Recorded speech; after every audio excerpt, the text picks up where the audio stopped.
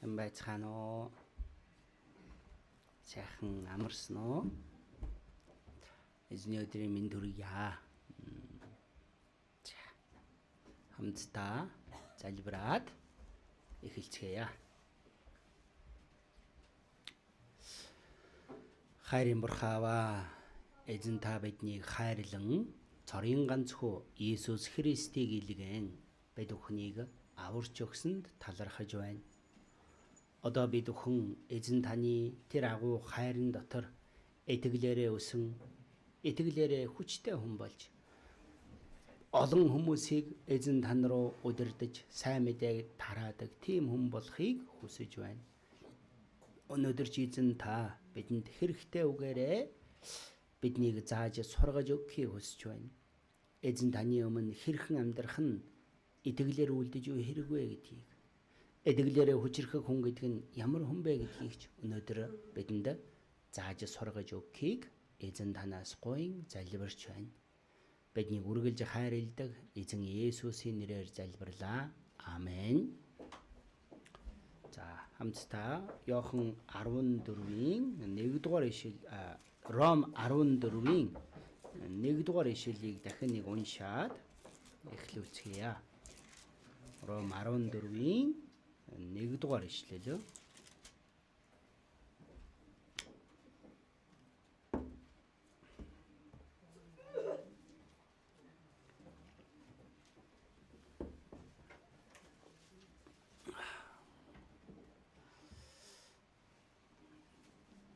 자, Ром 14-ийн 1-р ишлэл. За, усан бол Библиэс бас давхар хараараа уншиж өгье. Эдгэлээр сул нэгнээ хүлээж ав. Ингэхдээ түүний үзэл бодлынхын талаар бүү заргалдаа. За, өнгөрсөн удаа 2-7 өдрийн бид бүхэн итгэлээр хүчрэхэг нэгэн гэдэг сэдвээр эхний үгийг сурсан. Өнөөдөр үргэлжлүүлэн энэ үгнээс мөн суралцгаана.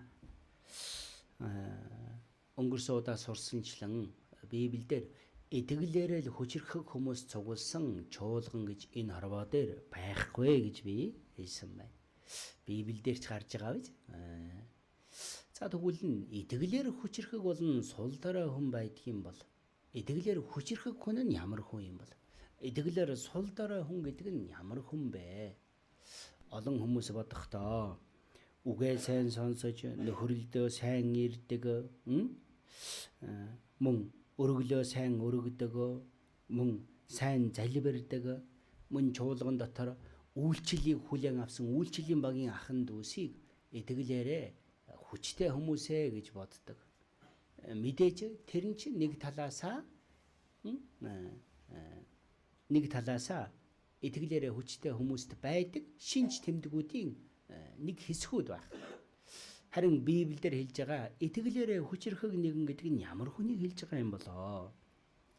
Библи нь бидэнд хэлэхдээ тиймд амар тайвныг тогтоодог болон бие бие босхон байгуулдаг хүн болцгоё. Энэ нь итгэлээрээ хүчрэхэг хүн гэж хэлж байгаа. Энэ үг нь үнэхээр зөв гэдгийг бид бүхэн жаахан бодоод үзвэл мэдэж бол. Бурхан энэ ертөнцийг бүтээн өөрийнхөө дөрлөхөөр хүнийг бүтээж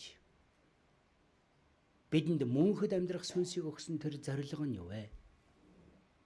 Эцэстээ Бурхан таамд мөнхөд амьдруулахын тулд байх. Тэр диваажинг бидэнд өгөхийн тулд байх.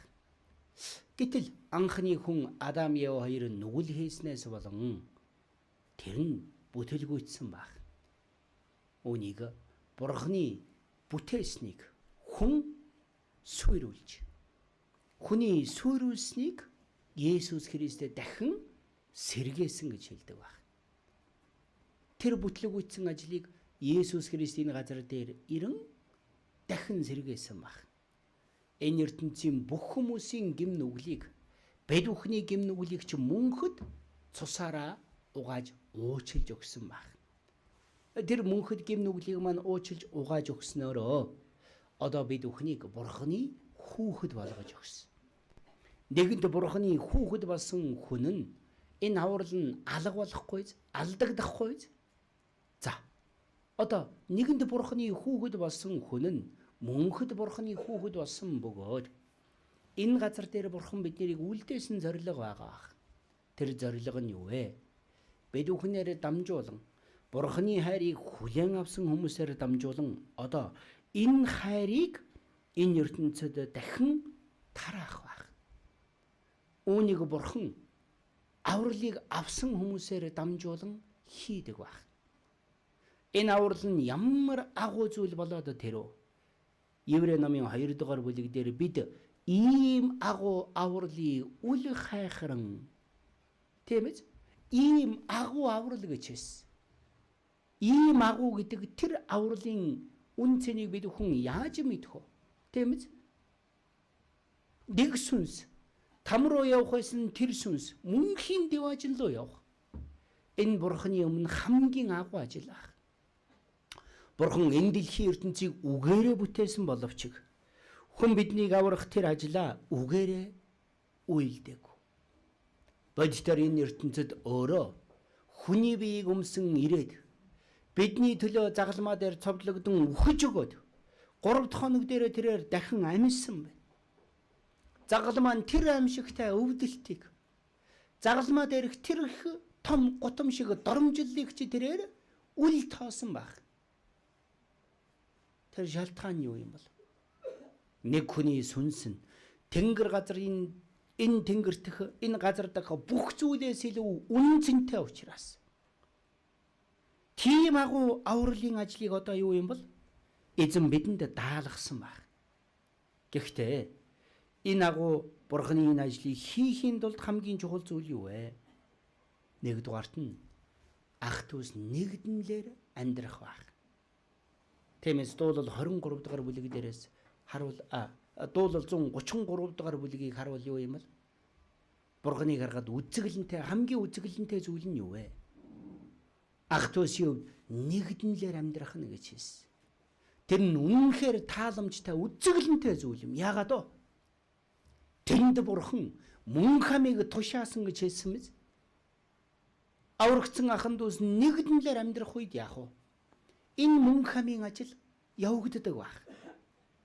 Сүнснүүд аврагдах ажил нь тэнд болдог баг. Хэзээ юм бол аврагдсан хүмүүс нэгднэлээр амьдрах үед баг. Тийм учраас бид өхөн нэг болохын тулд хичээх ёстой. Тэр нь итгэлээр хамгийн хүчрэх хүн. Үүнийг бид өхөн сурцгаасан.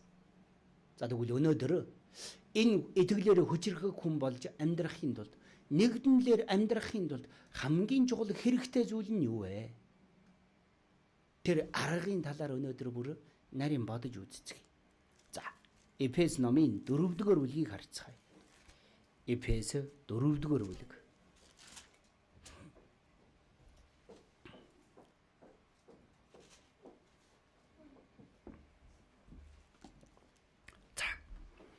Эзэн энэ хорвоо дээрх дутуу долимог бид бүхнийг дуудсан биз.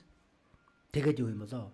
Бид нэр дамжуулан одоо нэгдмэл байдлыг хадгалан амьдрахыг хүсэж байгаа. Тэр дутуу долимог хүмүүс нэгдэх үед яах вэ?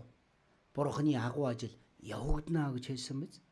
За, Эфес номын 4-ийн 1-ээс 3 дугаар ишлэл хүртэл би уншиж өгье доо. Иймд та нар дуудагдсан тэрхүү дуудлагатай зүү зохистой явахыг эзний хоригдол би хичээнгүлэн ятгая. Ингэхдээ даруу бөгөөд дөлгөөн зангаар хайр дотор бие хүлцэн твчиж амар тайвны холбоосонд сүнсний эв нэгдлийг хадгалахыг хичээхтун гэж хэлсэн баг. За. Эзэн бид бүхнийг аварч өгсөн зорилго нь юу юм бол? Надаар дамжуулан энэ сайн мэдээг энэ газар дээр амьдарч байгаа хүмүүс тараахын тулд үсттэй. Түүний төлөө эзэн бид бүхнийг дуудсан баг. Тэр дуудаж өгсөн дуудлагт нь зохистой амьдраа гэсэн байгаа. Энэ юу гэсэн үг вэ? Намайг аварч өгсөн тэр аврал. Намайг аварч өгсөн тэр зорилгот нь зохистой амьдраа гэдэг нь тэр нэгүсэлд нь тохирох хэмжээгээр амьдраа гэсэн утга байгаа. Энэ зохистой амьдр гэдэг үгийн утга нь грек хэлээр ийм агуулгыг хэлж байгаа. Жинлүүр дээр тавиад химжих үед яах вэ? тэнцүү байх ёстой гэсэн утга баг. Нэг ясандаа надад өгсөн тэр их нэгүсэлд нь тохирох үйс. Тэр жинд нь таарах тийм жинтэй амьдраа гэсэн утга байгаа. Тэгнгээ энэ нэгдмэл ариун сүнсний нэгдлийг хадгалахын тулд хичээ гэж хэлсэн байгаас яагаад вэ? Хичээхгүй бол болохгүй учраас. За, нэгдэхийн тулд хичээхгүй бол болохгүй. Эхнэр нөхөрч тэр нэг бий болдог байх. Авралыг авсан хүмүүс эзэн дотор нэг гэр бүл болох үед яах вэ? Хоёр биш одоо нэг бий болсон гэж Библиэлд хэлсэн байж байгаа. Тийм учраас эхнэр нөхөрч тэр энэ нэгдмэл байдлаа хадгалахын тулд яах ёстой бол хичээхгүй бол болдоггүй. Тийм биз? Эхнэр нь хичээх ёстой, нөхөр нь хичээх ёстой. Тэгж яах вэ? Энэ гэр бүл бүрэн төгсө хэрүүл маргаангүй нэгдмэлээр амьдрч чадна биз? Хичээхгүй бол яах вэ? Би өөрийнхөө ховийг хичээж, би өөрийгөө л бодож амьдруул яа тийм болоо. Энэ гэр бүлд асуудал дандаа үүсдэг байж. За тэр тусмаа эдгэлийн гэр бүл болох чуулган нь яах ёстой юм бол? Энэ ариун сүнсний эв нэгдлийг хадгалахыг хичээ. Байнга хадгалах ёстой байх. Байнга хадгалахын тулд хичээ гэж хэлсэн байгаа. За тэгвэл энэ нэг байдлыг хадгалахын тулд яах ёстой болоо? Энэ дээр хэлсэн баг. Ингэхдээ даруу бөгөөд дөлгөн загангаар хайр дотор бие биенээ хүлцэн твчиж гэж хэлсэн байгаа. Тэр үндэс нь юу вэ? Хайр гэж хэлсэн байж. Хайрын дотор даруугаар дөлгөөнөөр твчээ бие биенээ хүлцэн твч гэж хэлсэн байгаа. За. Энэ байна штэ. Нэгдмэл байдлыг хадгалах түлхүүр нь буюу нууц нь байна. Эдгэлээрээ хүчрэх хүн гэдэг нь чуулганы нэгдмэл байдлыг хадгалдаг хүн гэж хэлсэн байгаа.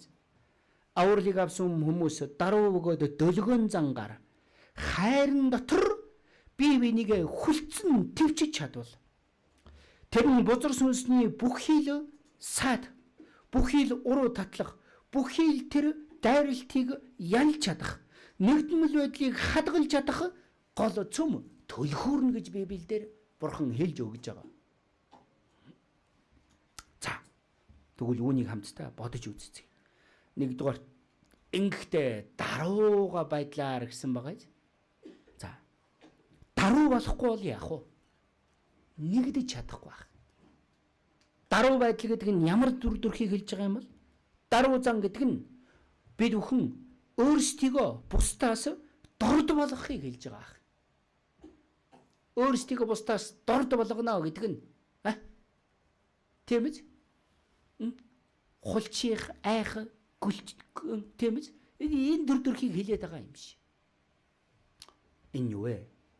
Ахан дүүсээ өөрөөсөө дээр хэмээн бодохыг хэлж байгаа. Даруу гэдэг нь тийм дүр төрх байх.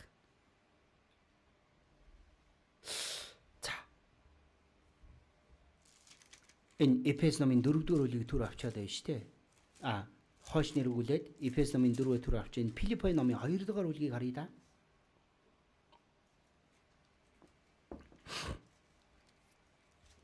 За. Филиппой 2-ын энэ 3-р ишлэл дээрээс харуулна ийм үг гарч байгаа юм. За даруу зам гэдэг нь ямар зам юм болоо? Энд дээр хэлсэн баг. Юугч аминд санаархал эсвэл ихэрхэг зангаар бүхий. Аминд санаархал ихэрхэг зангаар битий гэсэн байгаа. За тэгж хэлэнгээ харин даруугаар бие бие өөрөөсөө дээр гэж үзэж. За даруу зан гэдэг нь юу юм бол? Бие биесээ дээр гэж үзэх гэсэн байгаа зү.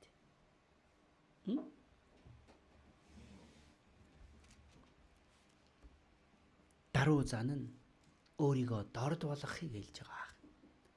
Даруу зан нь ахан дүүсээ надаас дээр гэж үзхийг хэлж байгаа. За ахан дүүсээ харлаа. Энэ ах тэр ихч гэж бодлоо. Гэтэл юу юм бол? Энэ муу юу чаддаг? Энэ муу ёстой надад.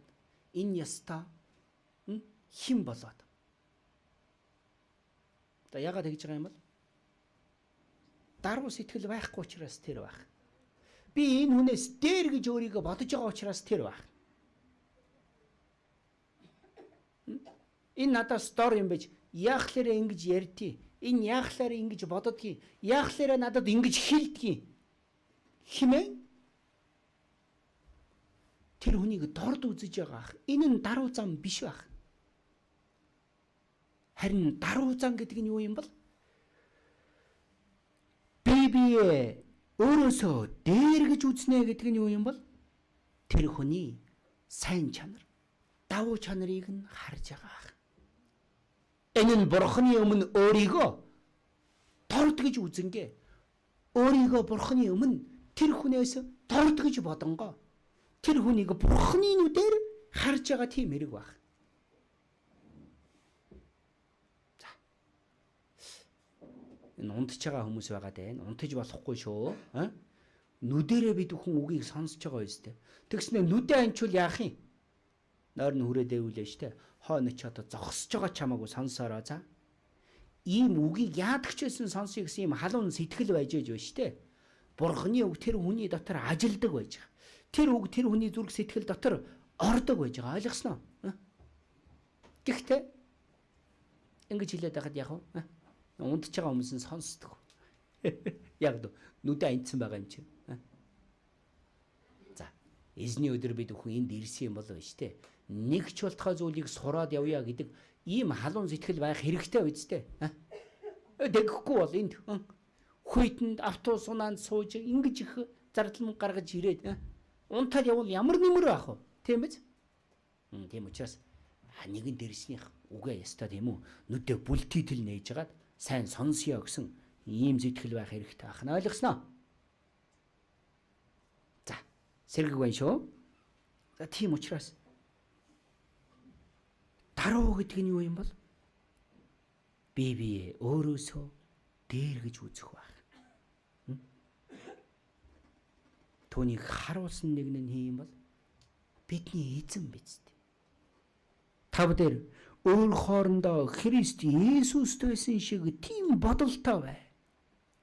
Бидний эзэн хичнээн даруй нэг юм бол хэдийгээр тэрээр бурхны дүр байсан ч бурхан та тэгш байх гэсэнгүй. Бурхан ирнээсээ над чиг хүний төлөө энэ газар дээр хүнээс 7 дор мэт тийм болсон биз дээ. Өтавгалтай адил миний төлөө эзэн өөрийгөө хүнтэй адил болгосон. Бурхны тэрээр бурхны дүр байсан ч бурхантай тэгш байх гэсэнгүй. 7 дээр нь харин өөрийгөө юу ч үгүй болгон боолын дүрийг авч хүнтэй адил болжээ.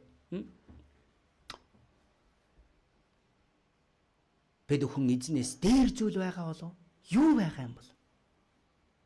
Гэтэл эзэн яасан юм бол? Тэр даруй байдлын хаан болох тэр эзэн энэ газар дээр үнэхээр бидэнтэй адил болон бүр боолын дүрийг олон хүнтэй адил болжээ гэсэн байгаа юм. Энэ чинь даруй зам биз дээ. Өөрийгөө хоосолсон гэж хэлсэн байгаа юм. За, би маш баян хүн байлаа. Миний өмнө гуйлагчин байлаа. Баян хүн яах вэ? Нүг гуйлагчин гэж харах байх. Харин үнэнхээр даруй хүн бол яах вэ? Тэр ядуу хүнийг гуйлагчин хүнийг чи яадаг юм бол өөрөөсөө дээр гэж үзэнгээ та ийшээс үгж хүндэлж байгаа бол энэ хүн үнэхээр даруй хүн байх нь тэгнэ үсттэй. Гэтэл тэнгэр газрыг бүтээсэн тэр агуу бурхан эзэн энэ сансар огторгүйг оргуу хоосноос бүтээсэн тэр эзэн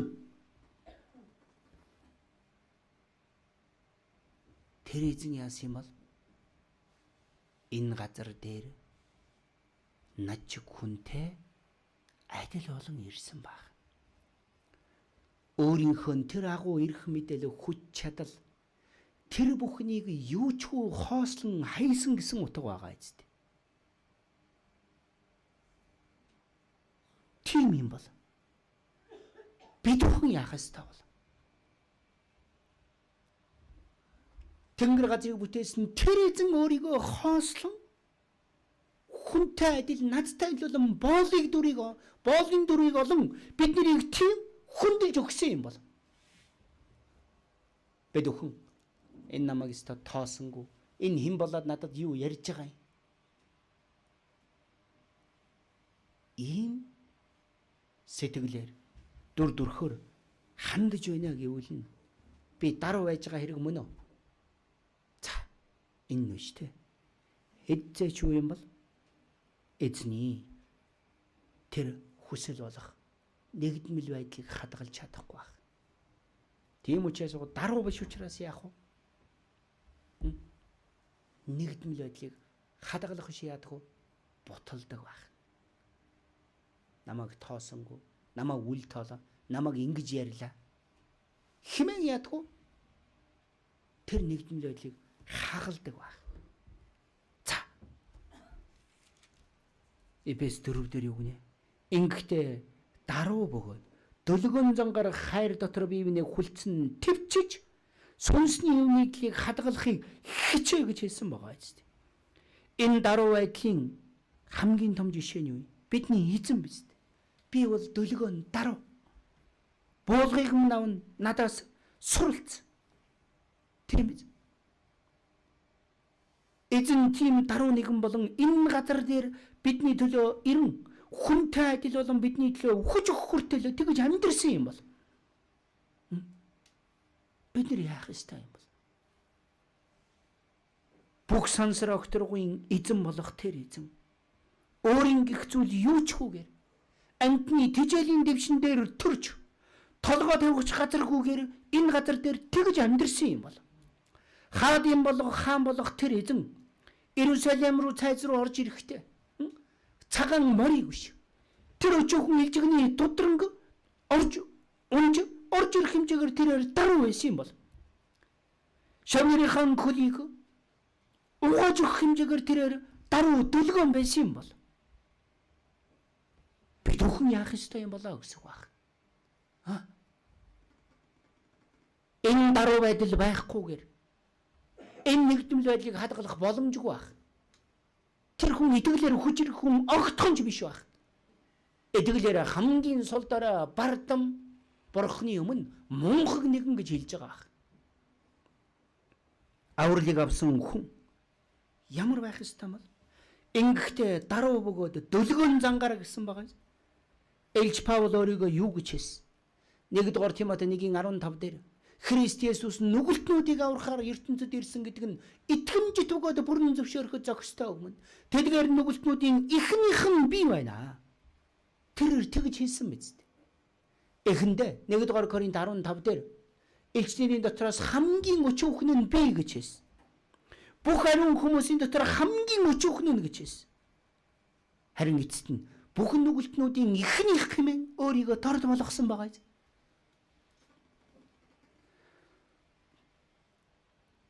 Хамгийн агуу элч гэж хэлэгдэж хэлсэн чи дутах зүйлгүй. Тэр Паул өөрийгөө ийхүү торд болгосон юм бол бид бүхэн яах ёстой юм бол? Энэ даруй байдал нь Бурхны өмнө нэгдмэл байдлыг хадгалахад Бурхны агуу ажлыг хийхэд хамгийн чухал үндсэн суурин гэж хэлж бол. Тийм хүнээр дамжуулан яадаг вэ? Эзэн ажлаа хийх болдог баг. Түүний дараа ингэхдээ даруй бөгөөд дөлгөн зангаар хайр дотор гэж хэлсэн байгаа. За. Библиэлд хэлж байгаа дөлгөн болон энэ дөлгөн гэдэг зүйл нь юу вэ? Хайр нь инэрэнгүү дөлгөн гэж хэлсэн мэт. Христ өөрөө дөлгөн нэгэн байсан баг. Энэ дөлгөн гэдэг үгийн утга нь юу вэ? Грек хэл дээр хоёр янзаар хэрэглэгддэг. За, хамгийн чухал нь юу юм болоо? За, энэ дөлгөн гэдэг нь биш үү?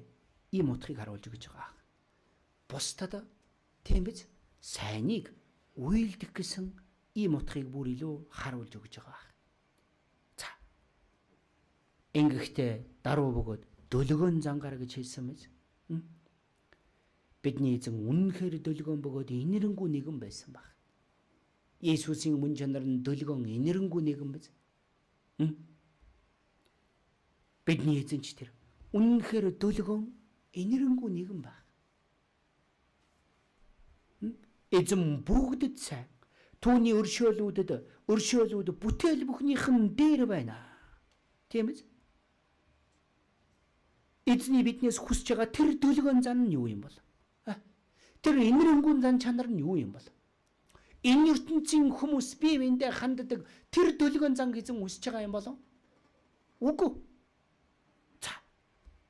Библиэлд хэлж байгаа эзний авралыг авсан хүнээс хүсэж байгаа тэр дөлгөн бөгөөд энэрэнгүй тэр хайрын тэр мөн чанар нь юу юм болоо? Бидний бодож байгаагаас арай өөр баг. Олон хүмүүс бодохдоо надад сайныг үйлдсэн хүндэд сайныг үйлдэхийг дөлгөн энэрэнгүй сэтгэл гэж боддог. Гэвч энэ нь юу юм бол? Энэ ертөнцийн хүмүүс чи тийм гэж Библиэлд хэлсэн. За Эфес номын 4-р бүлгээ авчаад Лук номноос олж харцгаая. Лук номын 6-р бүлгийг харъя.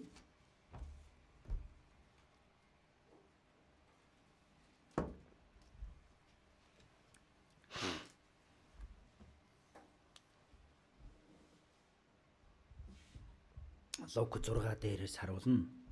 За Лук 6-гийн 32 дээр ингэж хэлсэн байна.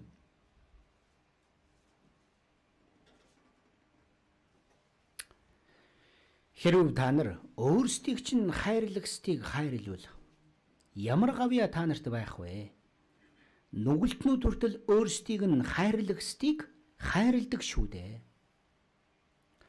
Та нар өөрт чинь сайныг үйлдэхсэд л сайныг үйлдвэл та нарт ямар гавья байх вэ?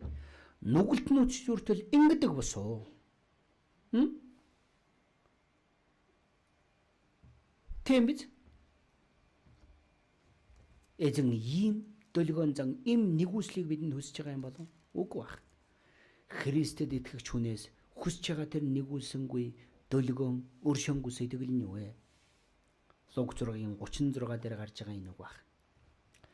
Эзэгч нь өршөөнгүй байдаг шиг өршөөнгүй бай. Матай 5-ын 46-47 дээр та нар өөрсдийг чинь хайрлагсдыг л хайрлуул ямар шагнал та нарт байх вэ?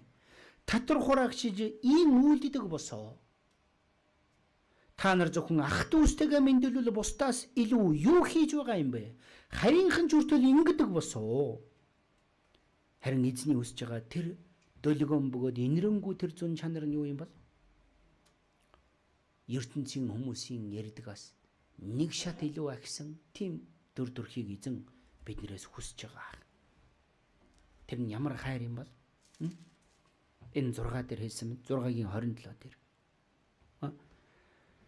Харин сонсогч та нарт би хэлж байна. Дайснуудаа хайрл.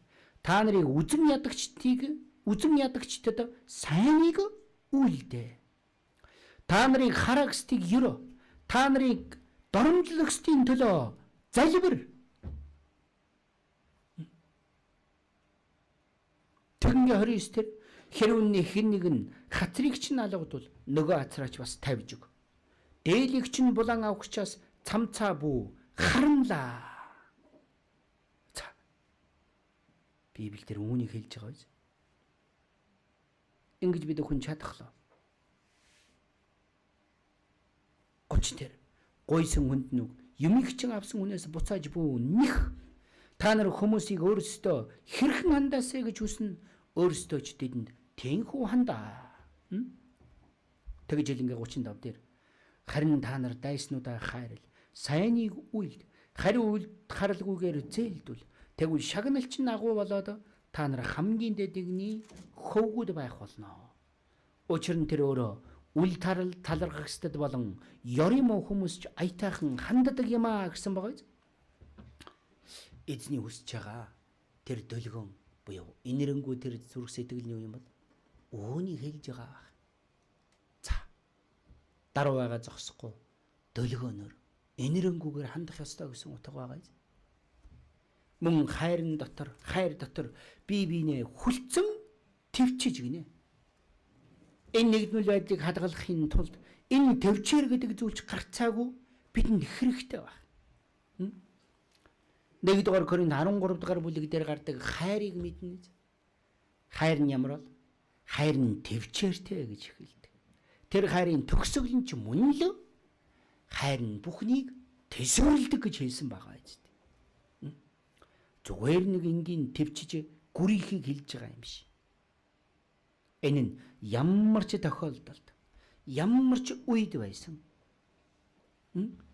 Үнэхээр удаан төвчий гэсэн тийм сэтгэлээр хүлцэн төвчих үед яах вэ? Энэ ариун сүнсний нэгдлийг, сүнсний хэв нэгдлийг хадгалахыг төвчих хичээгтэн гэсэн тэр үг шиг байна шүү дээ. Тэр үг биелэх бол амар тайвны холбоос нь сүнсний хэв нэгдлийг хадгалж чадах тэр арга нь юу вэ? Мөн л хайрын шинж чанар болох энэ төвчээр гэдэг зүйл байгаа юм. Бид хүн яагаад удаан төвчих ёстой юм бол? Яагаад хайр дотор бие биенийг хүлцэн төвчгөж хийж ялж байгаа юм бол? За. Нэгдүгээр Петр ном дээрээс харуулна авуурлыг авсан хүмүүсийг байна штэ. Бурхны өргөг босгон байгуулж байгаа амьд чулуу гэж хэлсэн. За энэ барилгыг барихын тулд юугаар барьсан бол? Төмөр каркас гэдэг зүйлийг холбож бариад түүний дараа ханыг нь блок буюу том тоосгоор босгосон байна. Энэ тоосго нь нэг хэвэн цутгсан учраас яах вэ? Дээрээс нь давхарлаа тавихад бол. Харин авралыг авсан хүмүүс нь ямар бол? Библиэлд тоосго гэж хэлээгүй. Аврагдсан хүмүүсийг чулуу гэж хэлсэн. Чулуунда амьд чулуу гэж хэлсэн баг. Арзгаар, гард барзгаар, гөлгөр, мөлчхөр янз бүрийн хэлбэр дүрстэй амьд гэдэг нь хөдөлдөгөө гэсэн утга байгаа юм. Ийм чулуу гэж хэлсэн байж. Тийм учраас яах вэ? Хэрв аргийн төвчээр гэдэг зүйл байхгүйгээр байна штэ. Барилга барихад амар биш. Энэ хойно барилга барьж байгаа анзаарсан уу? Эхэндээ бүтэн тоосгонууд байсан учраас амархан дээш өөрсөн. Тэгээ сүүлдээ тоосгон дууссан учраас яасан юм бол? Хагархаа бутрахаа юмд бүгдийг эвлүүлээ барьсан байхгүй юу? Та нар энэ цонхоор хараарай. Олон янзын хэлбэр дүрсгөө хагархаа бутрахааг барихлаар байна шүү дээ. Эндээс нь далигаад ингээд гараад ирсэн, урагшаа гараад ирсэн, хойшоо орцсон, дали ийм юмнууд зөндөө байна. Тийм учраас барихад хэцүү биз? За авралыг авсан хүмүүс ч тэр. Хайр дотор бие биенээ хүлцэн төвчгөж хэлсэн байгаас яагаад вэ? Надаас өөр тийм хүмүүс учраас. Өөр учраас яг энэ тоосго эвлүүлэхгүй болохгүй. Заримыг нь тайрахгүй болохгүй. Заримыг нь цохиж бутлахгүй бол яа гэм бол болдгоо баг.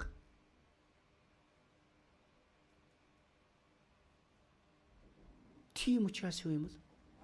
Төвчээр гэдэг зүйл хэрэгтэй биз? За. Авралыг авсан хүмүүс ийм өөр гэдгээ мэдэнгээ. Энэ амьд чулууг бурхан одоо ч юм бол хагалж буталсаар байж байгаа. Тэр ажлыг нь эзэнд даатгаад харин бид хүн эцсийн үртэл төвчсөн сэтгэлээр бие бинийгээ хүлээн авбал яах юм бол тэр үед амар тайвны холбоос нь сүнсний нэгдлийг хадгалан амьдрч чаддаг баг. Библиэлд хэлж байгаа энэ төвчин гэдэг үг нь мөн хоёр утгыг хэлдэг баг. Нэг нь юу вэ? Хүн хоорондын харилцааны дунд тэр ирж байгаа зовлон төвчхийг хэлж байгаа. Нөгөөх нь орчин нөхцөл байдлаас олж ирж байгаа тэр зовлонг төвчхийг хэлж байгаа. Тэр нь ядуу зүдүү байдал байна уу? Өвчин зовлон байна уу? Юу тач надаас шалтгааллахгүйгээр эргэн тойрны орчноос ирж байгаа тэр зовлон. Нөгөөх нь харилцаанаас үүсэж байгаа зовлон. Зөрчил. Үүнийг төвчхийг хэлж байгаа аахгүй юу? Библиэлд хэлж байгаа төвчээр нь энэ хоёр төвчрийг хоёуланг нь үйлдэх ёстойг хэлж байгаа. За. Ягаад чуулган дотор ахын дус хоорондоо мөргөлдөдөг юм бол? Хоорондоо өөр учраас. Тийм биз?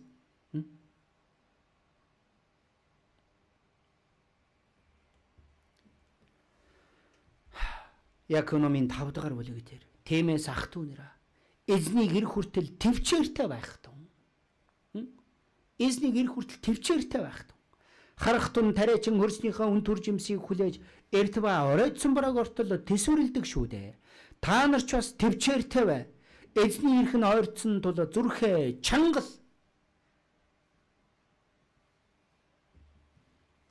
Израилийн газар нь өөрөө маш их шохоотой тийм газар.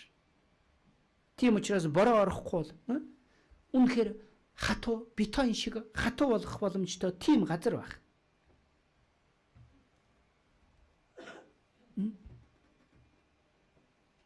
За харин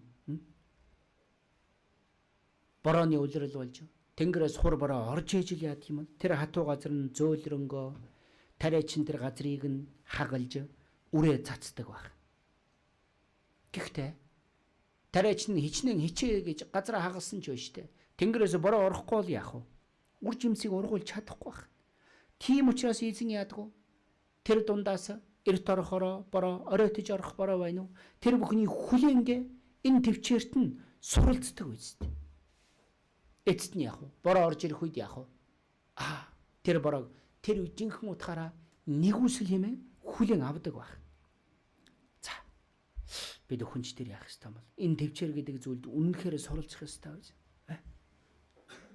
Авралыг авсан хүнд байх ёстой үнэнхээр чухал зүйл нь юу вэ? Энэ төвчээр гэдэг зүйл байх. Бурхны мөн чанарч тэр юу юм бол? Төвчээр байх. Эзэн бид өхнийг ямар удаан төвчсөн бол? Нэг өдрийг мянган жилийг нэг өдөр мэт намайг аврагдахыг хүртэл эзэн удаан төвчсөн биз. Бурхан авралыг авсан хүннээс авралыг авсан хүнд хандан удаан төвчиж байгаа тэр шалтгаан юу юм бол? Одоо ч эзэн бид бүхнийг удаанаар төвчээртэйгээр хүлээж байгаа. Хайр төвд минь тийм биз? Зарим хүний эзний удаашрал, зарим хүмүүсийн боддог шиг эзний удаашрлыг эзэн энэ удаашралд ирэхгүй байгааг нь битгий гайхаа. Харин ч тэр удаан төвчиж байгаа шалтгаан юу вэ? 1 дугаар Петр дээр хэлсэн мэт 3 дугаар бүлэг дээр нэг ч хүн сүрэлд битгий ирээсэ, сүрэлд битгий очиосоо хэмээн эзэн төвчээртэйгээр удаан хүлээдэг гэж хэлсэн мэт. Бурхан одоо ч бидэнд юу вэ? Хандан удаанаар төвчээртэйгээр хүлээж байгаа биз. Бурхан авралыг авсан хүнд нэгдүгээрт нь бурхан удаан төвчээртэйгээр хүлээж байгаа эхний шалтгаан юу вэ?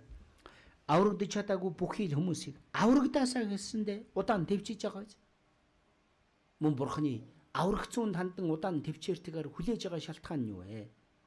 Христэд итгэгч хүмүүс Христийн дүр төрхийг энэ биедээ биелүүлэх хүртэл энэ Христийн дүр төрхийг миний амьдралд биелэх хүртэл байна штэ.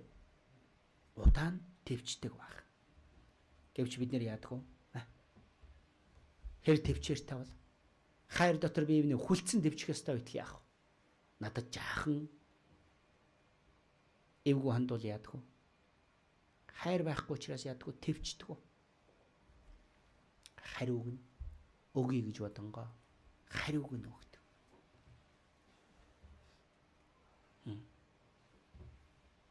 Энэ хайр биш байх. Тийм багаж.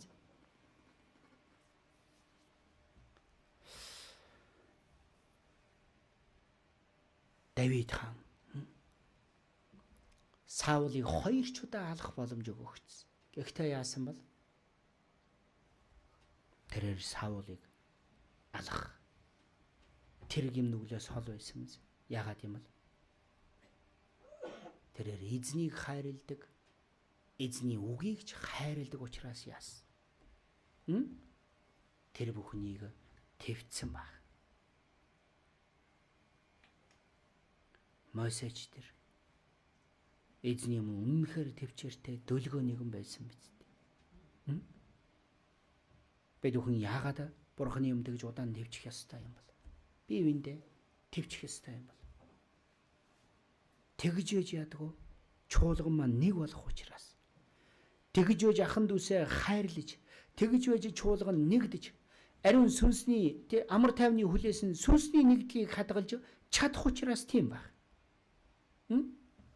За, бид бүхэнч тэр хайр дотор эзний тэр хайрыг авсан хүмүүс учраас эзний хайрыг одоо дуурайх ёстой байх. Эзэн удаан твцсэн шиг бид бүхэнч бүхий л хүмүүс твчээртэй хандах ёстой биз. нэг гэр бүл доторч тэр твчихгүй бол яах вэ? Сална үз. Энэ үнтэй амьдрч твчихгүй. Тэгээ салдаг байж байгаа. Тэгэд яах вэ тэнд? Өнчин хүүхдүүд үлдэн тэр хүүхдүүд нь ч яах вэ? Дахин тэр амьдралыг давтан амьдрах болдог байж. Яагаад вэ? Тэгж харсан учраас, тэгж сурсан учраас. Харин хичнээн хэцүү байсан ч эцсээ хүртэл твчээд амьдрдаг хүмүүс юм. Тийм учраас 60, 30 жил, 40 жил, 50 жил байж тээ. Өндөр настай болтлоо, эдэглээ сахиад твчээд амьдрсан тэр гэр бүлийн хүмүүсийг харуул яах вэ? Асуудал байгаагүй бол гарцаагүй байсан баг. Гэхдээ яасан? Хэн нэг нь твчиж, хэн нэг нь найр тавьж хүлээсэн учраас яасан?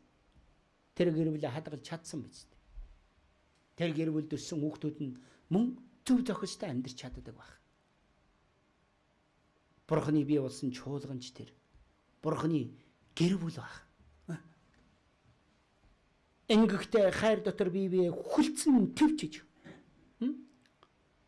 амар тайвны хүлээсэнд холбоосон амар тайвны холбоосон сүнсний өв нэгдлийг хадгалахыг хичээх түн. За бид хүн юу вэ? Удаан твчиж байж нэг бол чадна гэсэн байгаа. Бидний царайн чор, аашин чор, идэглэн чор баг. Амьдарч ирсэн орчин нь ч өөр, ажил мэргэжил нь ч өөр. Хоорондоо дэндүү өөр холбоо боловч. Энэ итгэл дотор нэг болохын төлөө яах ёстой юм бол? Үнэхээр твчээр гэдэг зүйл хэрэгтэй баг.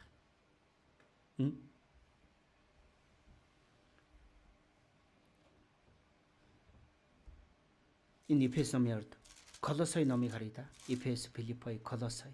И тасралтгүй хэлж байгаа биз дээ. Колосай 3 дугаар бүлэг. Колосай 3-ийн 12 дугаар ишлэлийг 12-оос эхлээд уншиж өгье доо.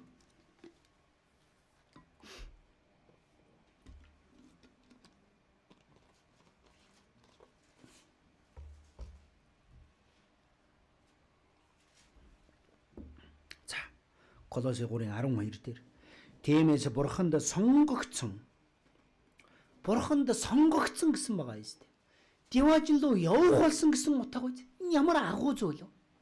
Бурханд сонгогдсон, ариун хийгээд хайрлагдсан хүмүүсийн Бурханы тэр агуу хайраар хайрлагдсан хүмүүс.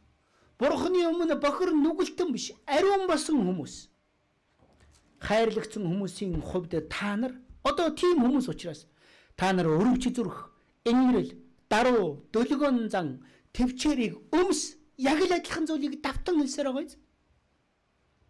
Ингэхдээ нэг нэгнээ хүлцэж, бие уучлж, хэрв хэн нэгэнд чинь нөгөөхийн эсрэг гомдол байвал та нарыг эзэн уучлсны адил та нар бас уучлаа.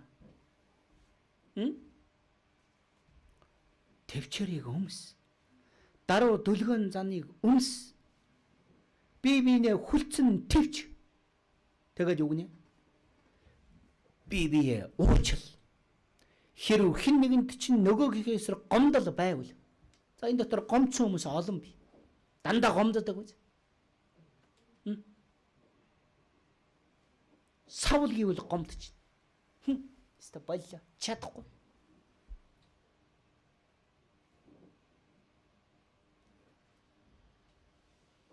Тэгээд юу гэсэн бэл?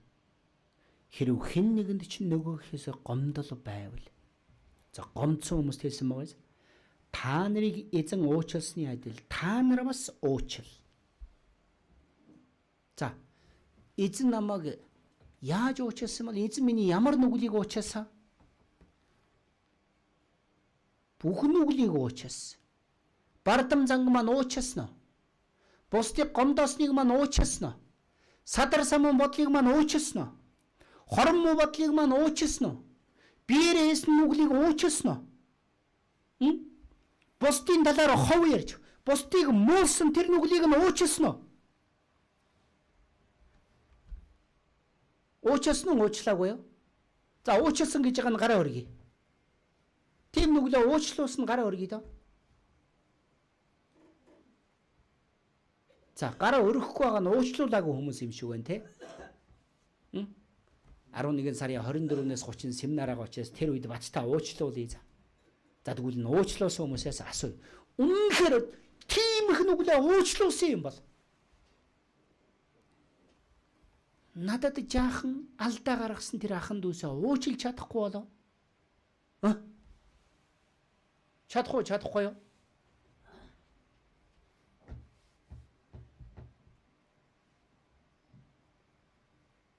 Чадна үстэ. Гэтэл яах вэ? Уучлж чадахгүй. Би тэр үнийг үзэн ядсаар байна. Уучлаарай. Тэр нь аврагдаагүй гэдгийг шинж тэмдэг байх. Авралыг авсан хүний хамгийн том шинж тэмдгүүд юу вэ? Хэдэн зүйлийг Библиэлд хэлсэн. 1-р Иохан 5-ыг харъя та. 1-р Иохан 5, 1-р Иохан номоос олж харъя та. 1-р Иохан 3-р бүлгийг харъя.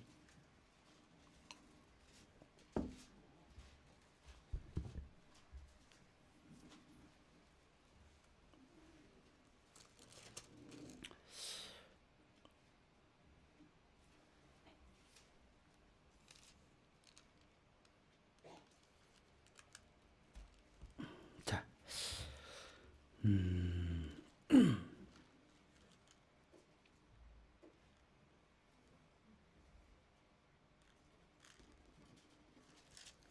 1-р Иохан 3-р бүлэг дээрээс харуулна.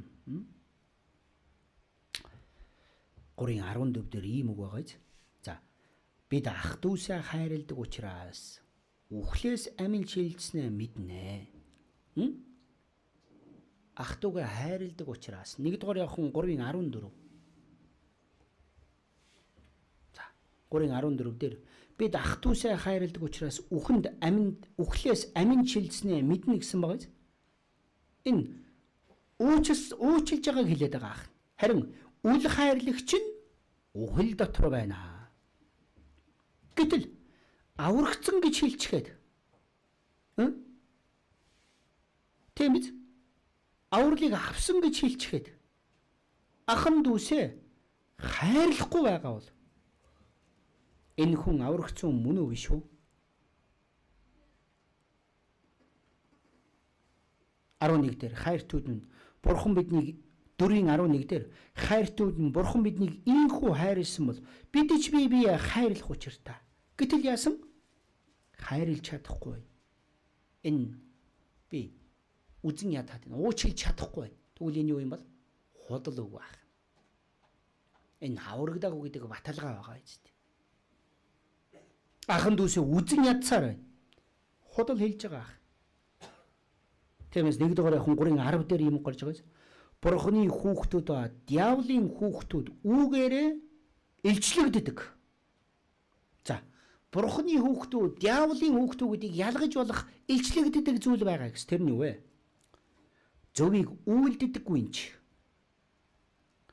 Ах дүүгээ хайрладаггүй юм чи. Бурханых биш. Ах дүүсээ үзэн ядаж, хардан, худал гүтгэж, уучлж чадахгүй гомдолж байвал энэ хүн Бурханых биш байх. Энэ хүн диаволынх гэж хэлсэн. Миний үг биш шүү. Бурханы үг байгаа ч.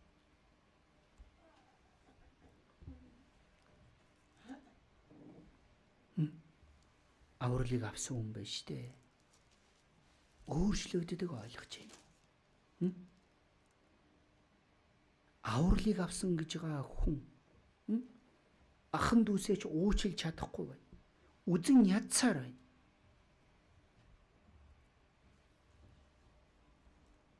Ахан дүүсээ үзэн ядна гэдэг нь юу юм бол? Хайрлахгүй ах чи үзэн ядж байгаа хэрэг үстэй.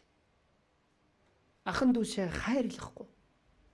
Эсрэгээрээ тэдний талаар худал муу юм ярьж, гүтгэж, доромжилж, худал ярьж. Энэ хүн аврагдсан хүн биш. Библиэлд тэгж ярьж байгаа бол тэр нь худал гэж хэлсэн. Бурханы тушаал нь юу юм бол? Би та нарт шинэ тушаал, хуучин тушаалыг өгч байна. Тэр нь юу юм бол? Би биенээ хайрл гэж хэлсэн биз. Тэр нь бурхны тушаал ах. 1-р Иохан 2:3 дээр бид түүний тушаалуудыг сахивал үүгээрээ бид түүнийг таньснаа мэднэ. Тушаалуудыг нь сахиж байгаа бол. Харин 1-р Иохан 2:4 дээр түүнийг би мэднэ гэж хэлчихэд түүний тушаалуудыг сахидаггүй хүн бол худалч бөгөөд түүнд үнэн алгаа.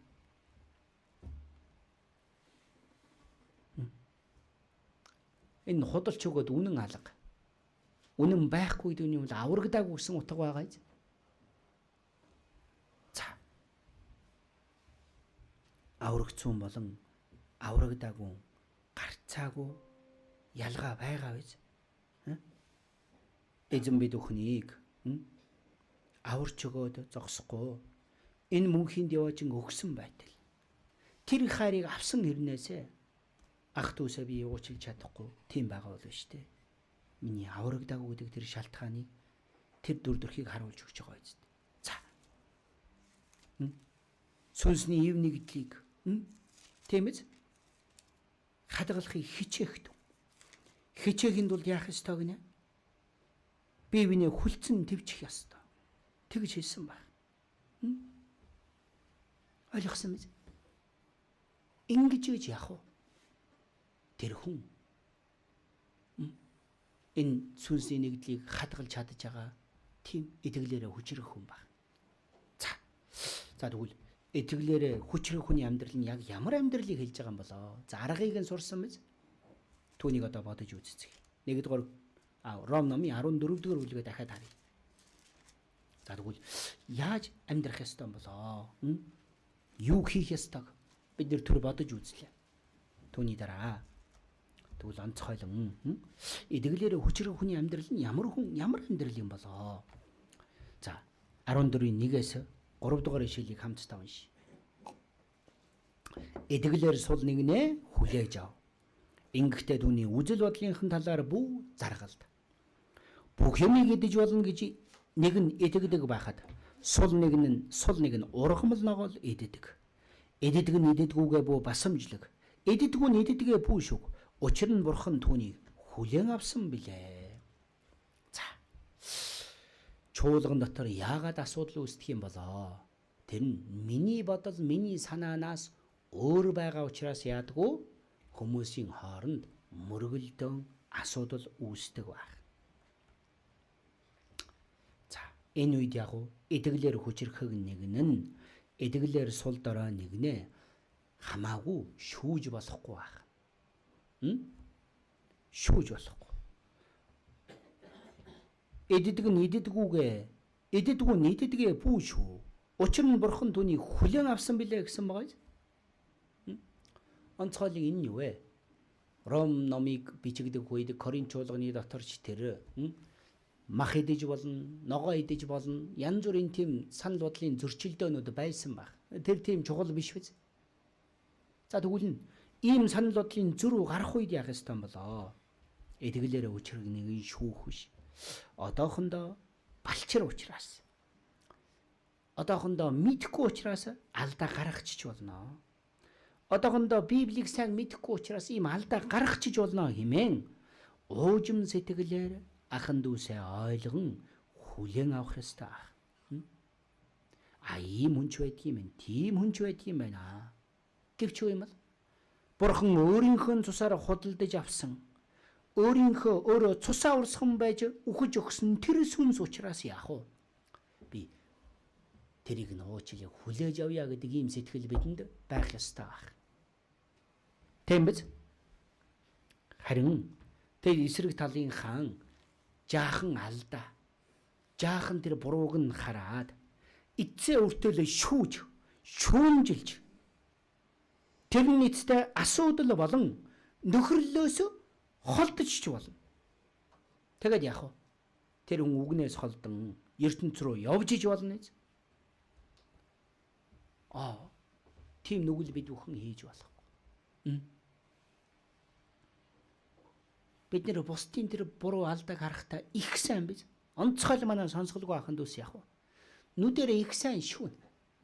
Дандаа буруу ойлгоно. Нүд нь бүх зүйл биш шүү. Нүдэрээ харсан бүхэндээ итгэж болохгүй. Тэр хүний дотор юу бодож байгааг мэдэх үү? Мэдэхгүй. Гэтэл яадгүй? Нүдэрээ хальт хараад яадгүй? Намайг ястай ингэж байгаа нь тэгж байгаа. Дотроо бодонгоо бүр төсөөлөнгөө бүр том болгодог түүнийг. Тэгэд яг уу бусдыг шүүдэг. Ямар том нүгэл бол түүнээс болон хэн нэгэн итгэлээрээ бүдэрч өнөөл. Энэ ямар том нүгэл вэ гэдгийг бид нар мэдэх ёстой байна. Тийм учраас Библиэлд Есүс ямар хатуу сануулan хэлсэн бол хэн нэгнийг бүдрүүлвэл байж тээ. Тэр нь асар том нүгэл гэж хэлсэн байж байгаа. Ром 14 хавчаад Матай намын 18 дахь үлгийг харъя. Матай 18.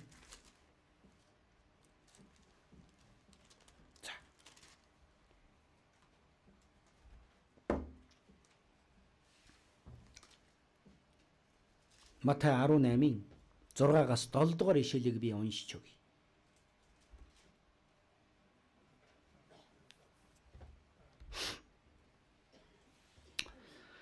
Хэн надад итгэгч энэ балчруудаас нэгийг нь бүдрүүлнэ. Тэр нь хүзүүндээ термийн чулуу зүг тэнгисийн гүнд живснэн дээр.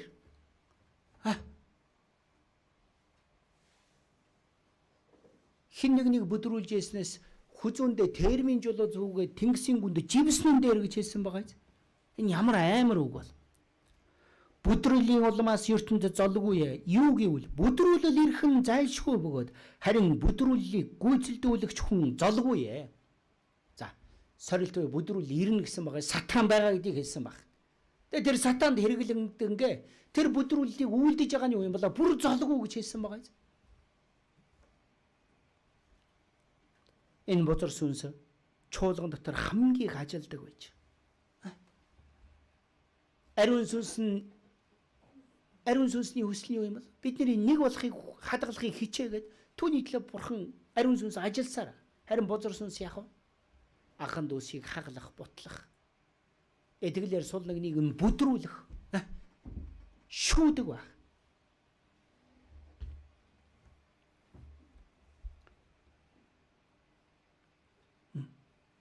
Бид өхөн байж тээ. Анхан дүүсээ хамаагүй шүүж болохгүй ойлгож байна.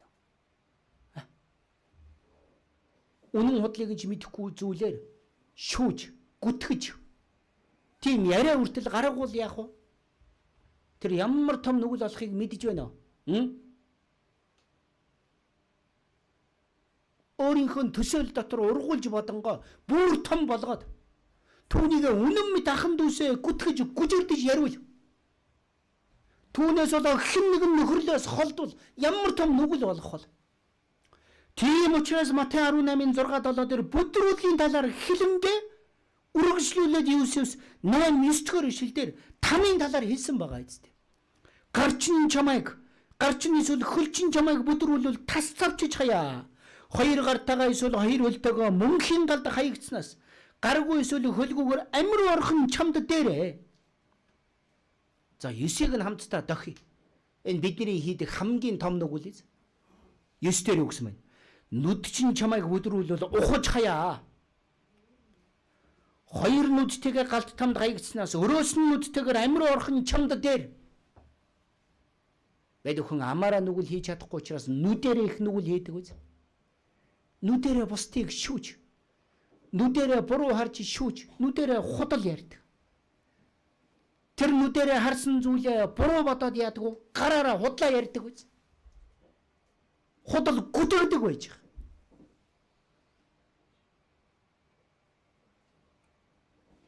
Яагаад вэ? Миний бодлогогүй хэлсэн үг үйлдэл.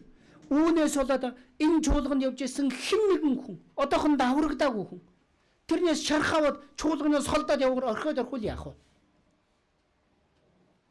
Энэ юу юм бол тэр хүний сүнсийг мөнхийн дам руу түлхэж байгаа, бүдрүүлж байгаа том нүгэл байгаа үстэй.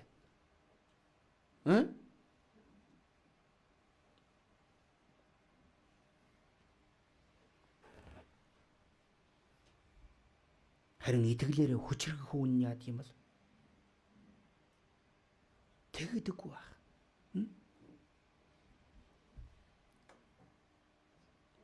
Ийм гим нүглийг хамаагүй хийдэггүй. За.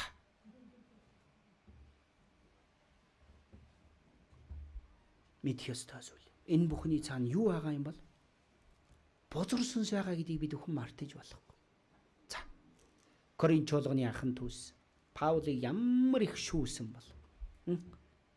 Сайн мэдээ тараадаг тэр сайн мэдээг мөнгөний төлөө үртэл хийж байгаа гэж ярьсан шүү дээ Коринт чуулганыхан.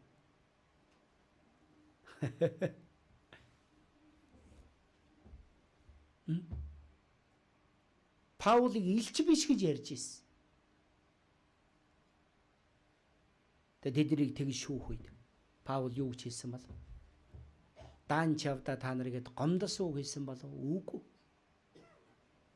Паул тэднийг магтсан ойлгож байна уу? Энэ ямар агуу зүйл бол? Паул тэднийг бүр магтсан шүү дээ. За. 1-р Коринтыг харъя. Паул тэднийг шүүгээд зэмлээд дууссан биш. Тэр шүүлтийг нь харин яасан? Үл тоосон байж байгаа. 1-р Коринтын 4-р бүлэг дээр ийм үг гарч байгаа. За 4-ийн 3 дээрээс харуул. Харин та нараар эсвэл хүний шүүгээр шүүлэх нь миний хувьд тун ялахгүй зүйл ээ. Би өөрөө ч гэсэн өөрийгөө шүүдэггүй. Өөрийнхөө эсрэг мэдэх юм надад байхгүй ч үүгээрээ би зөвтгөгдсөн юм биш. Харин намайг шүүх чинь эзэн мөн. За. Тэдний шүүсэн зүйлийг Паул яасан юм бол үл тоосон байгаа юм. Эзэн намайг шүүх болно.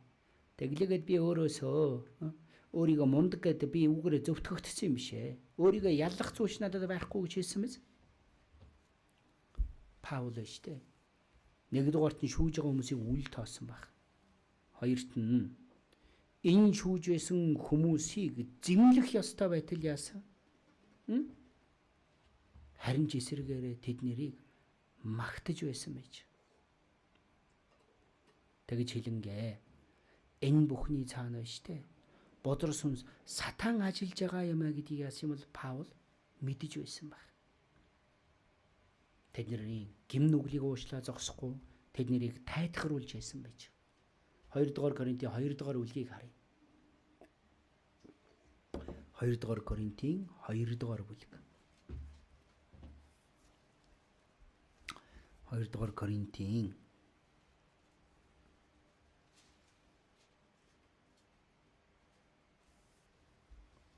2-р бүлэг дээрээс харуулна. За. 2 дээр 2-ын 10 дээр ингэсэн байгаа. Та нар хэн нэгнийг ямар нэг юмар нь уучлвал би бас уучлнаа. Хэрэг би хэн нэгнийг ямар нэг юмар нь уучлсан бол та нарын төлөө Христийн оршихуйд уучлсан билээ. Би та нарыг уучлж байна. Би та нарыг уучлсан учраас одоо та нар ч бие биенээ уучил. Тийм биз? Та нарын төлөө Христийн оршихуйд уучлж байгаамаа. Христийн дотор тэр хайрын дотор би та нарын төлөө та нарыг уучлж байгаамаа. Тэгингээ 11-р ишлэл дээр. Ингэсэн нь биднийг сатан мэхэлж далимдуулах гэсэндээ юм аа.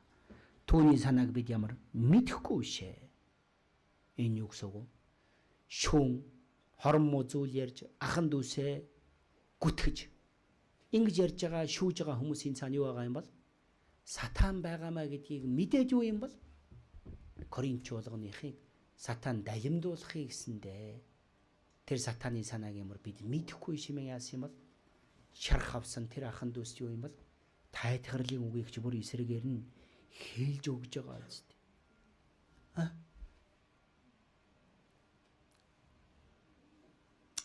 За. Ягаад бид бүхэн ахан дүүсээ бүдрүүлэхгүй байж уучлах ёстой юм бол? Тэгж нэгдэж чадах учраас. Тэгж бурхны ажил явагдах учраас. Харин сатан яаж вэ? Дандаа далимдуулж байгаа юм зү. мэхэлж байгаа биз? Ахын дүүсийг хооронд нь хагаруулж байгаа биз? Тийм газар яаж сайн мэдээ тараагдах вэ гэсэн үг байна. Тиймээс идэглээрээ хүчрхэн хүн юу вэ? Бие биенийхэн тэр сул дорой байдлыг хүлээн авч бие бинийгээ бүдрүүлдэггүй. Тийм хүн байх. Ягаад бид бүхэн ахын дүүсээ хүлээж авч уучлах ёстой? Бурхан эхлээд биднийг хүлээж авсан биз дээ. Гэтэл биднийг нүгэлтнүүд байхын л Христ бидний төлөө өгснөөрөө Бурхан биднийг хайрлахаараа харуулсан юм аа. Үнэнхээр Бурхан намайг тийхүү хайрлсан юм бол хайртууд нь Бурхан биднийг ийхүү хайрлсан бол бид ч бие биенээ хайрлах учиртай юм аа. Тийм биз? Одоо бид бүхэн бие биенээ хайрлахыг бие биенээ хүлээн авахыг хүсэж байгаа. Надаас өөр гээд ялгаатай гээд шүүх биш. Бие биенээ гүтгэн доромжлох биш. Эзэн түүнийг хүсэж байгаа. За, мөн идэглэр хүчрэг хүний амьдрал нь ямар амьдрал юм болоо?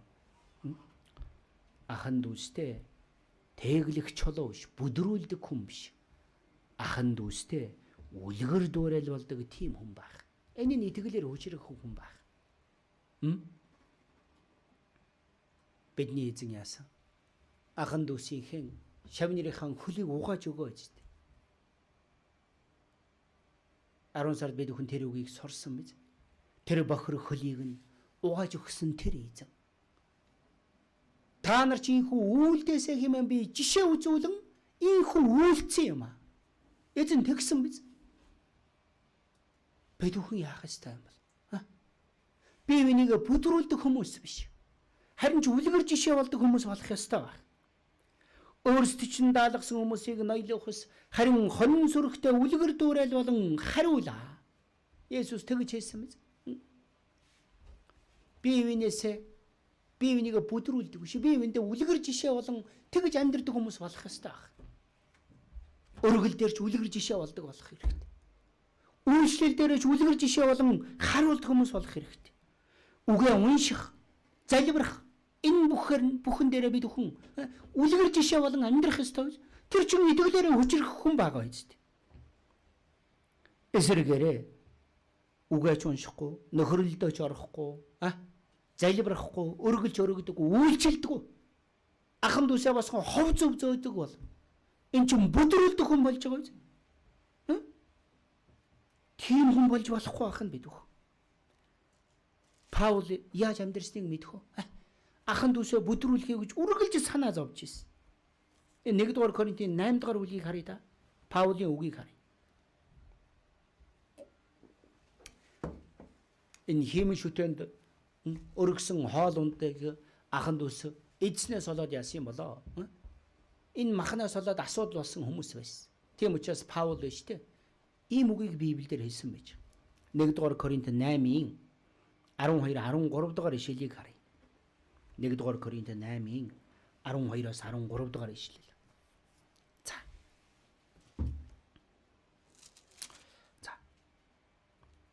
11 дээр ингэсэн мөгөөс иймд мэдлэгээс ч юм болж сул дорой ах дүү чинь үргэлдэж байна.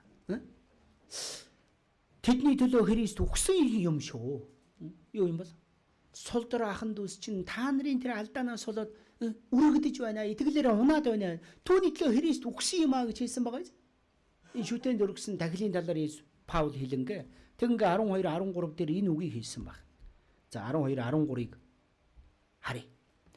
Ийхүү ах дүүсийнхэн эсрэг нүгэл үйлдэж сул дорой мөс чанарыг нь шархлуулснараа чи Христийн эсрэг нүгэл үйлдэж байгаа юм аа. Сул дорой мөс чанарыг нь шархтуулснараа хэний эсрэг гинэ? Тэр үнний төлөө эсрэг биш. Христийн эсрэг нүгэл үйлдэж байгааг нь яагаад вэ? Христ түүний төлөө өгсөн учраас. Тэгэнгээ 13 дээр Паулийн одоо сэтгэлийн тэр шийдвэр гарч байгаа. 13-ыг нь уншия.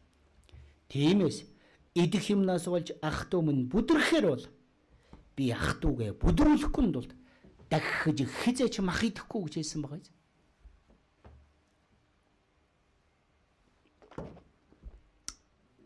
Ямар агуу зүйл вэ? Ах зүйлээ бүдрүүлэхгүй бол дахиж хизээч мах идэхгүй гэ тав мах идэхгүй амьдрч чадах лөө. Чадах уу? Махгүй бол бөө юм болно гэж. Тэгээ Паул яасан? Бүдрүүлэхгүй бол яг уу би махч идэхгүй байсан болно гэсэн утга баг. Ийм сэтгэлийн шийдвэр хэрэгтэй баг. Тэгж амьдарч байгаа хүн чинь энэ нэгдмэл байдлын төлөө хичээж байгаа хүн бөгөөд итгэлээрээ хүчрэх хүн байгаа үсттэй. Эзэн биднийг тийхүү амьдрахыг хүсэж байгаа. Бид хүн үнэхээр өөрсдийгөө эргэж харахыг эзэн хүсэж байгаа. За. Өөрсдийгөө эргэж харъя. Надад ямар сул дорой зүйл байна уу? Ийм хорон муу зүйл байна уу? Мэдсэн бол яах вэ? Мэдээд дуусах биш. Түүнийг хаях ёстой үсттэй. Тэр чин итгэлээрээ хүчрэх хүн биз?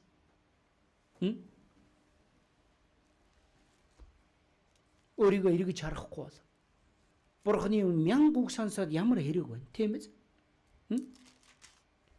Давид хааны дуулалыг харъя та. Энэ Давид хаан юу гэж хэлсэн бол дуулал 139 дээр. Ийм сэтгэл бидэнд үргэлж байх ёстой. Дуулал 139.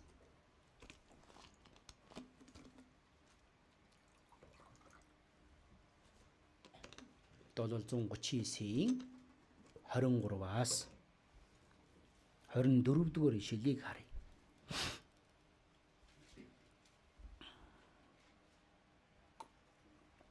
За өнөөдөр энэ үгийг тунгаан бодонгоо Бурханаас гуйн залбирч өөрсдийгөө иргэн харсан тийм хүн болоосоо гэж хүсэж байна. Дуулал 139-ийн 23, 24 би уншиж өгье. Аяа Бурхан намайг судлан зүрхийг минь мэдээч. Намайг шалган бодлуудыг минь мэдээч. Миний дотор хөнөөлтөд зам би эсхийг харж, байгаа эсхийг харж, мөнхийн замаар намайг удирдаач. Энэ бидний залбирал болох ёстой биз дээ. Эзэн миний дотор ямар хөнөөлт зүйл байна уу? Надад дутуу зүйл байна уу? Би үнэхээр итгэлээр хүчрэх хүн болохыг хүсэж байна.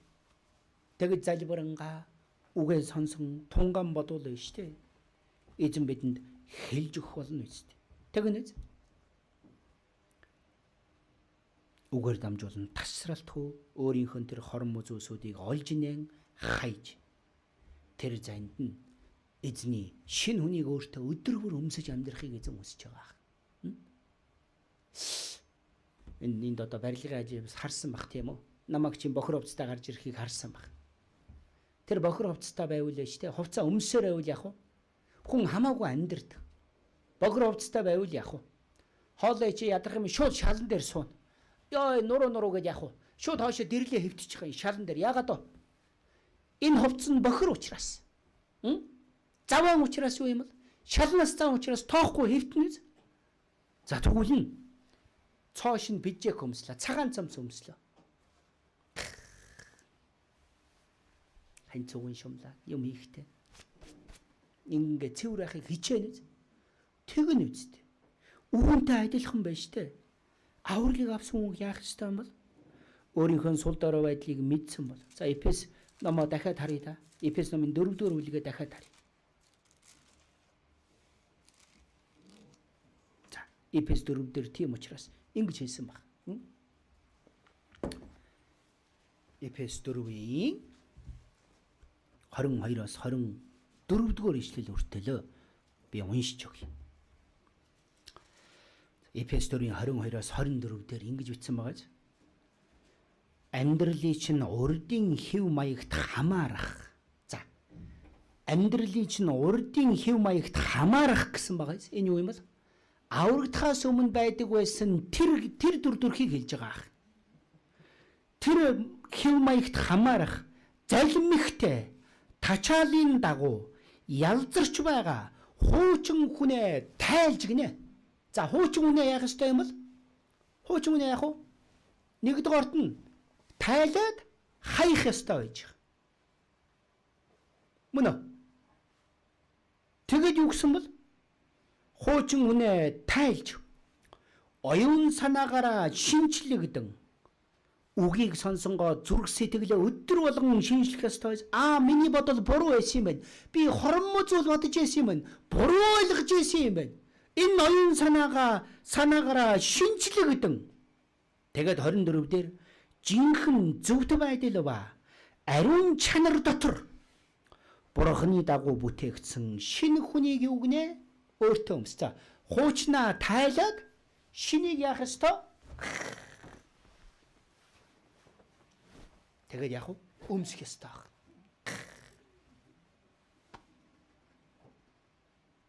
Энэ юу вэ? Итгэлийн амьдрал баг. Хорон муугаа олоод яах вэ? Хаях ёстой биз? Хаяад яах вэ? Шинээр өмсөх ёстой. Юуг? Үгийн дагуу шинжлэх ёстой ах нь. Эн чинь муухай зүйл юм байна. Би чинь хорон муу зүйл хийж юм байна. Би ахын дүүсээ гомдоос юм байна. Шүүж юм байна. Бүдрүүлж юм байна. Эн чинь хайр биш юм байна. Даруй байх ёстой юм байна. Инэрэнгүү байх ёстой юм байна. Дөлгөөн байх ёстой юм байна. Энэ нэглийг хадгалах ёстой юм байна. Мөн үү?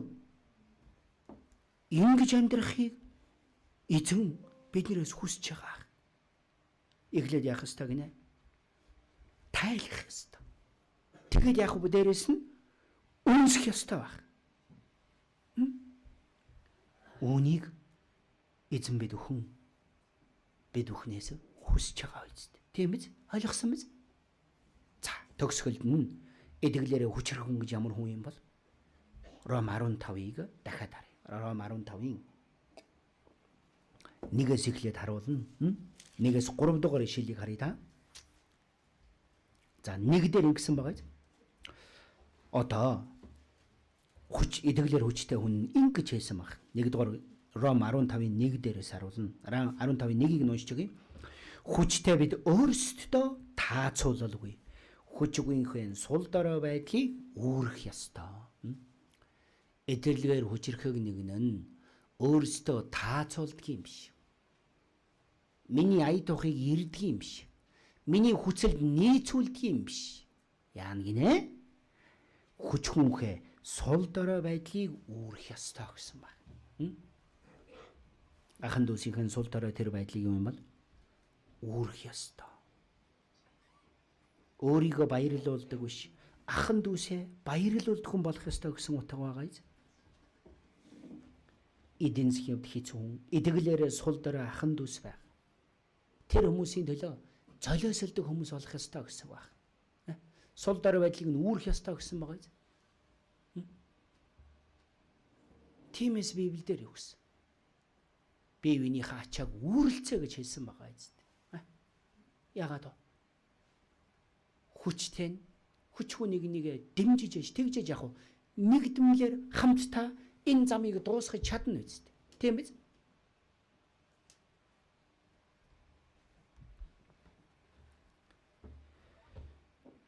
Амар зүйл биш. Гэхдээ яах ёстой юм бол үйлдэх ёстой. Яагаад вэ? Энэ бурхныг харахад үдцэглэнтэй бөгөөд хамгийн сайхан зүйл учраас. Христ биднийг аврахын төлөө өөрийгөө золиослсон биз дээ. Гим нүглийн хувьд ямар ч хүчгүй сул дорой бидний тэр нүглийг Есүс загалмаа дээр бидний бүх нүглийг миний өмнөөс үүрч өгсөн биз дээ. Тэр шиг одоо яах вэ? Бид бүхэн ах дүүсийнхэн тэр сул дорой байдлыг нь үүрэх ёстой гинэ. Тэгээд тэр эдгэлээр хүчрэх хүн ямар хүн юм бол хоёр дээр дахиад хэлж байгаа биз? Тиймээс бид бүгд хөршөө босхон байгуулах сайн сайхны төлөө түүнд таацуулъя. Эцэст ахын дүүсээ босхон байгуулж нэг болохын төлөө таацуулъя. Тэр чин эдгэлээрээ хүчрэх хүн байгаа биз? Тэгнгээ 3 дээр ингэсэн баг. Христ ч гэсэн өөртөө таацуулалгүй.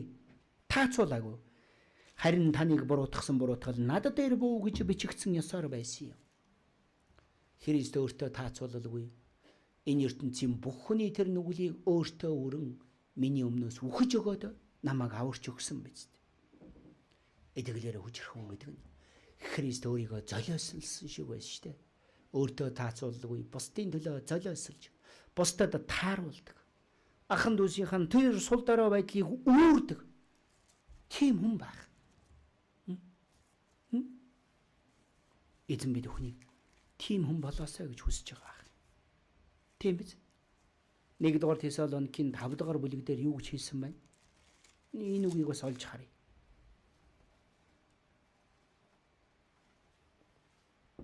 1-р Тесалоник 5-р бүлэг дээрээс харуулна. Энэ дээр ингэсэн байгаа.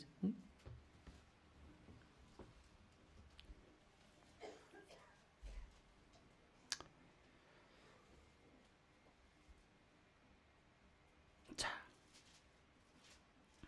1-р Тесалоник 5-ын